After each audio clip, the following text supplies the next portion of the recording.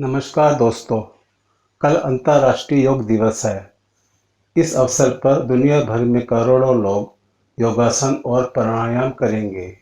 योग दिवस की पूर्व संध्या पर आज मैं प्राचीन योग का पूरे विश्व से परिचय कराने जा रहा हूँ। यह योग इतना शक्तिशाली है कि इसके अभ्यास से मनुष्य में ऐसी क्षमता आ जाती है कि वह बिना ऑक्सीजन के वातावरण में भी जी सकता है। प्रचलित योग एक शारीरिक व्यायाम है, जबकि प्राचीन योग एक मानसिक व्यायाम है और एक एडवांस्ड मेडिटेशन टेक्निक है। इसमें मन को एकाग्र करने का अभ्यास करते हैं, जिससे मन में विचार आना बंद हो जाते हैं।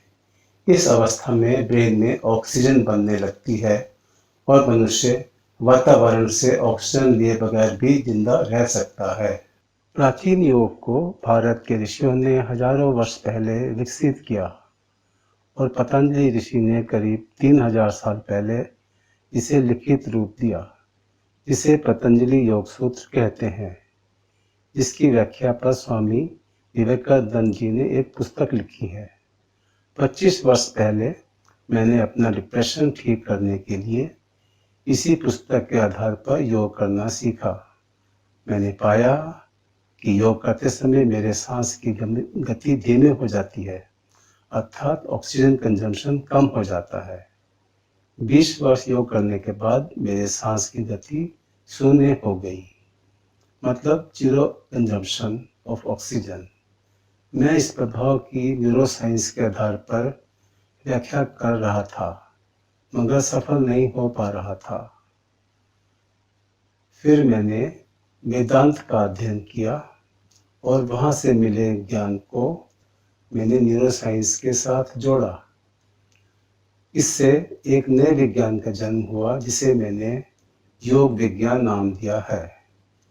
योग विज्ञान यह स्पष्ट करता है कि जब मनुष्य योग करता है तो ब्रेन में ऑक्सीजन बनती है। सांस की गति शून्य होना एक बड़ी उपलब्धि थी और उस पर विश्वास करना सामान्यतः मुश्किल था, क्योंकि बिना ऑक्सीजन के 2 या 3 मिनट से ज़्यादा जीवित रहना असंभव है। इसीलिए योग की शक्ति का प्रदर्शन करने के लिए मैं आज इंदौर के गांधी हॉल परिसर में पत्रकारों और वरिष्ठ वैज्ञानिकों के सामने एक प्रयोग करने जा रहा हूँ। यहाँ पर एक एयर चैम्बर है, जिसमें नाइट्रोजन भरकर सारी ऑक्सीजन बाहर निकाल दी जाएगी। मैं उंगली में पल्स ऑक्सीमीटर पहनकर इस चैम्बर में योग की उच्च अवस्था में 30 मिनट तक रहूँगा। आप देखेंगे कि मेरे आसपास ऑक्सीजन नहीं होने पर भी पल्स ऑक्सीमीटर में मेरे ऑक्सीजन सैचुरेशन लेवल और पल्स रेट बिल्कुल सामान्य रहेंगे।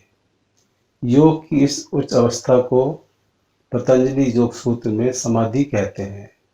इसमें मन विचारहीन होकर पूरी तरह से एकाग्र हो जाता है। योग साहित्य में इस बात का जिक्र है कि प्राचीन काल में ऋषि लोग जमीन के अंदर बंद गड्ढे में समाधि की अवस्था में कई दिनों तक योग करते थे। मुझे नाइट्रोजन चैम्बर प्रयोग करने की प्रेरणा यहीं से मिली। नाइट्रोजन चैम्बर जमीन के अंदर बंद गड्ढे का एक वैज्ञानिक स्वरूप है। प्राचीन योग बहुत पहले ही विलुप्त हो गया था, मगर वेदांत के अध्ययन और स्वामी विवेकानंद जी की पतंजलि योग सूत्र की सटीक व्याख्या के कारण यह पूरी तरह डिकोड हो चुका है और अब एक विज्ञान का रूप ले चुका है। इस विज्ञान में फिजिक्स के जैसे उपकरण भी हैं, जिसमें यह पता चल सकेगा कि ध्यान लग रहा है या भटक रहा है। इस डाटा को रिकॉर्ड करके योग में हो रही प्रगति को भी नापा जा सकता है। मैंने इस योग को ई योग नाम दिया है, अर्थात एम्पिरिकल योग, क्योंकि इसमें योग विज्ञान के अनुसार और इक्विपमेंट के साथ योग करते हैं। प्राचीन योग को मैंने पी योग नाम दिया है, अर्थात पतंजलि योग, जिसका आधार सब्जेक्टिव एक्सपीरियंस है। ई योग और पी योग में दो महत्वपूर्ण अंतर हैं। पहला, प्राचीन काल में पी योग द्वारा समाधि की अवस्था तक पहुंचने के लिए अक्सर लोग संन्यास लेकर हिमालय, गुफा या आश्रम में जाकर योग करते थे। ऐसा करने से जीवन की समस्याएं नहीं होने के कारण मन का भटकना कम हो जाता था और मन को एकाग्र करना आसान होता था। मगर आधुनिक जीवन में संन्यास लेना संभव नहीं है, इसीलिए पी योग का कोई रेलेवेंस नहीं है। इसका हल है ई योग, जो योग विज्ञान के आधार पर होता है। इसमें जीवन में संघर्ष करते हुए और जीवन का आनंद लेते हुए भी मन को एकाग्र करके समाधि की अवस्था तक पहुंच सकते हैं, जैसा कि मैंने किया। दूसरा, प्राचीन काल में योग को गुरु शिष्य परंपरा के अनुसार सिखाया जाता था, जो आधुनिक युग में संभव नहीं है। ई योग को योग विज्ञान में दी गई थ्योरी के आधार पर और उपकरणों के साथ सिखाया जाएगा और डेटा उपलब्ध होने से योग में हो रही प्रगति का आकलन भी किया जा सकेगा। इस कारण गुरु शिष्य परंपरा की आवश्यकता ही खत्म हो जाएगी और योग विज्ञान को शिक्षा प्रणाली में शामिल करके योग का लाभ दुनिया के हर व्यक्ति तक पहुंच सकेगा।